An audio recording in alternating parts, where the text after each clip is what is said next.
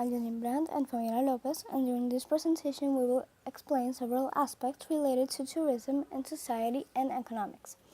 We will also share with you statistics and rankings from the United Nations World Tourism Organization. To begin with, we will talk about social tourism. This type of tourism covers a wide range of activity, and its main focus is to help people access traveling. These trips can be sponsored by the church, by a third party, such as non-profit organizations, or even by the government.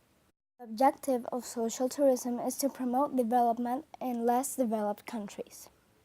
To continue, it is very important to mention that tourism activities in general have certain effects, either positive or negative. On the positive side, we have that social tourism develops a feeling of national pride and a form of unity among people. Also, it breaks negative stereotypes and it helps to preserve national heritage and culture.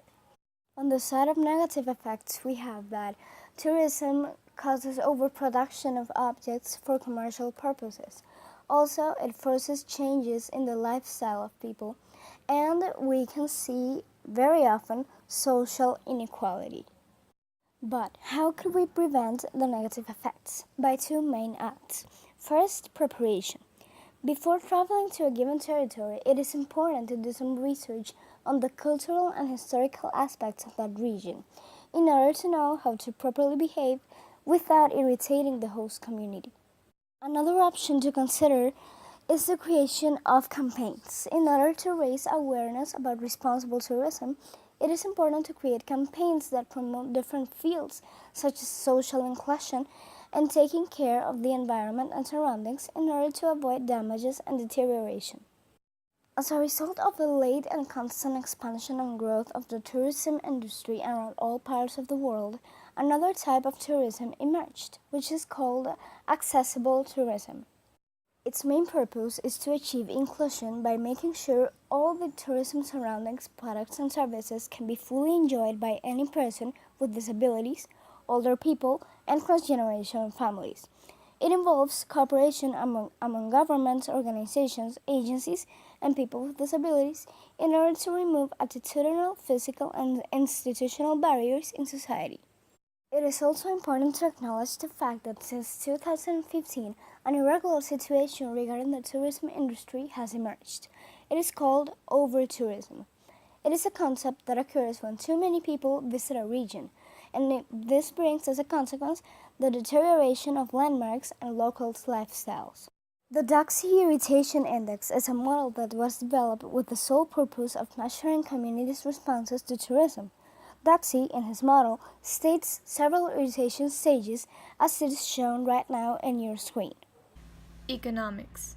To relate to tourism with economics, we would like to begin by explaining the effects of inbound and outbound tourism in the economy of a given country. Let's consider the following example. Mary is an Australian resident and Pablo is a Spanish resident. From the Spanish tourism perspective, if Mary visits Spain, that is considered to be inbound tourism. Whereas if Pablo visits Mary, outbound tourism takes place. In other words, when residents leave their country of residence. Outbound tourism. When non-residents visit other countries, we talk about inbound tourism from the country of reference perspective. Inbound and outbound tourism has an important impact on a country's economy. When a country attracts a lot of inbound tourism, the tourists spend money on souvenirs, hotels, dining, and other attractions offered. This increases job opportunities, and through the taxes that visitors pay, additional money is given to improve the quality of the services the country offers. A tourism effect to take into consideration is named multiplier effect of tourism. The term multiplier effect in tourism industry is associated to when someone or something gives input and a greater output is created. For instance, Lizzie bought a dress for $35. The cashier of the store where she bought the dress gets paid $70. The cashier spends $40 at the gas station, and the gas station owner uses that money to buy his groceries and pay government taxes. This process has a chain effect because once the original money is spent totally, the process repeats and more money is spent again and again, which benefits the economy. This effect continues until the money eventually leaks from the economy through imports, the purchase of goods from other countries. In economics, there is a key concept worth of analyzing, and it is called the balance of payments. According to Selig 2013, the balance of payments is an accounting record that indicates the economic and financial situations of a country as compared with other countries. It is known that tourism, specifically international tourism, has a very important influence on the balance of payments of a country. Its contribution appears under the entry of international services. In order for tourism to have a positive impact in the balance of payments, the amount of money received in foreign currencies must exceed the amount of foreign currency expenses. This means that the country must receive more money from the tourists who pay with the foreign currency than the money it spends. This would largely improve Japan's economy and would bring as well benefits to the tourism industry because more money would be handled with the goal of obtaining better infrastructures, goods, and services, among others. In the case of Venezuela, the tourism balance of payments refers to the amount of money that a Venezuelan tourist spends when traveling to another country. For example, Mexico. The expenses made by the Venezuelan tourist in Mexico are accredited to the balance of payments of Mexico, which is known as invisible export in that country. On the other hand, the amount of money that the Venezuelans spend in Mexico is not debited against the balance of payments of Venezuela. This will clearly benefit the economy of a country because it would have a larger number of inbound tourists rather than outbound, which increases the chances of a higher tourism balance of payment. To finish with the economic part of tourism, we will talk about another key concept in this domain: satellite account. A satellite account is a term developed by the United Nations to measure the size of economic sectors that are not defined as industries in national accounts. The role of satellite accounts in tourism is to analyze in detail all the aspects of demand for goods and services associated with the activity of visitors, and to describe how the supply of goods interact with other economic activities. Some advantages of satellite accounts are that they identify the benefits enjoyed by different sectors of the economy, and they also provide a comprehensive picture of the size and scale of tourism in the country.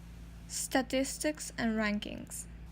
According to the last figures and facts provided by the United Nations World Tourism Organization Tourism Highlights 2018, the whole tourism sector has been experiencing constant growth, expansion, and diversification during the last 60 years. International tourism represents 10% of the world's GDP.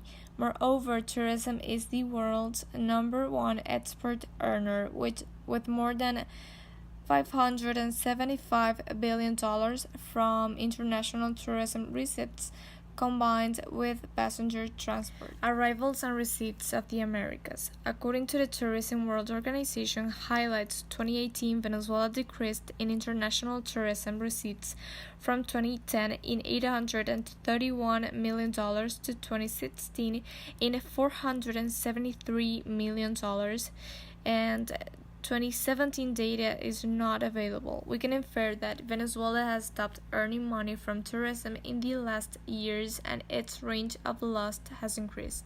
The Doing Business World Ranking.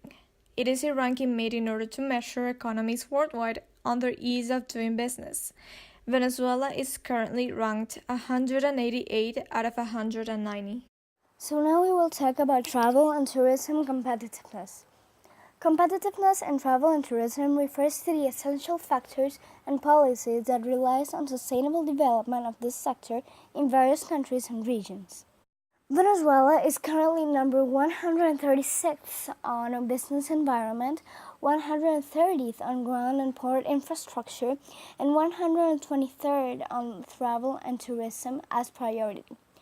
While those may not be good numbers, Venezuela is number 18th on natural resources, which is very good news.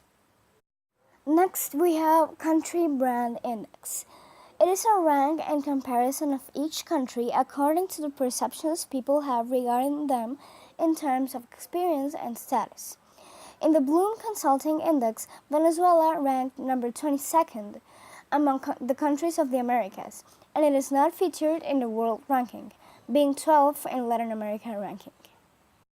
As a conclusion to this presentation, we can affirm that the tourism industry, society, and economics are interrelated. Tourism has effects on economy and on people, and people are the ones who develop and boost tourism activities in every part of the world. Tourism promotes beneficial relations among countries, boosting their economies and making sure their cultural and historical heritage is never forgotten. Thank you very much for your attention.